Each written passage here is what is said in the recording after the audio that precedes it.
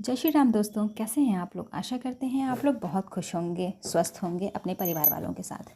आज हम बात करेंगे मदन मोहन जी के द्वारा तोपों का चलाया जाना और शत्रु की पराजय। ये कहानी आपको सुनकर कैसा लगा, ये जानकारी आपको कैसे लगी, प्लीज़ मुझे कमेंट करके ज़रूर बताइएगा। तो चलिए शुरू करते हैं। युद्ध करते करते दोनों ओर की सेनाएं थक गईं। मराठा सैनिक खाई पार करके विश्राम करने जंगल में चले गए। तब मल्ल सेना को भी विश्राम मिल गया। इस बीच में समय पाकर मल्ल सेना तोपों में बारूद भरने लगी और नए नए सैनिकों के दल दुर्ग में आने लगे। अचानक आश्चर्यचकित होकर मल्ल सैनिकों ने देखा कि एक अश्वारोही राजप्रसाद से निकलकर बड़े जोर से दुर्ग की ओर घोड़ा दौड़ाता आ रहा है।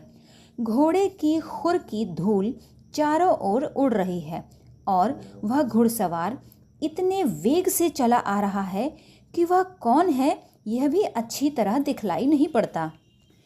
सहसा दल मादल तोपें गरजने लगीं और थोड़ी ही देर बाद देखा गया कि जंगल में जहां मराठे विश्राम कर रहे थे वहां दल मादल तोपों के गोले वर्षा की असंख्य बूंदों की भांति पड़ रहे और इसके फलस्वरूप असंख्य मराठे सैनिक मौत के शिकार हो रहे हैं। देखते देखते भास्कर पंडित की आधी सेना समाप्त हो गई।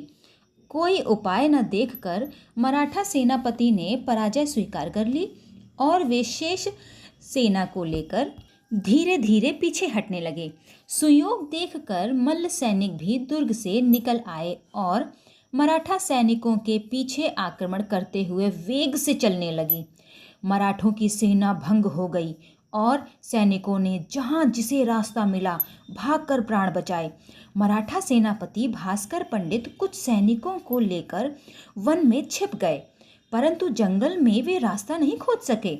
बहुत दिनों तक घूम फिर कर छिपे छिपे वे मोदिनीपुर जिले के चंद्रकोड़ा की तरफ भाग गए। प्रकार मल्लभूमि के सैनिकों ने दुर्धर्ष मराठों का गर्व चूर्ण कर दिया। दल मादल तोपों के चलाने के संबंध में सबका यह कहना है कि स्वयं प्रभु मदन मोहन जी ने उनको चलाया था। राजा की प्रार्थना से संतुष्ट होकर राजधानी विष्णुपुर का शत्रुओं से उद्धार करने के लिए स्वयं भगवान ने ही आकर तोपें चलाईं, जिससे मराठे तो हार कर भाग गए और मल्ल सैनिकों के आनंद की सीमा ही न रही। राजधानी विष्णुपुर के रास्तों पर सैनिक स्वच्छंद टहलने लगे और राजधानी की प्रजा सैनिकों को अनेक प्रकार के उपहार देने लगी।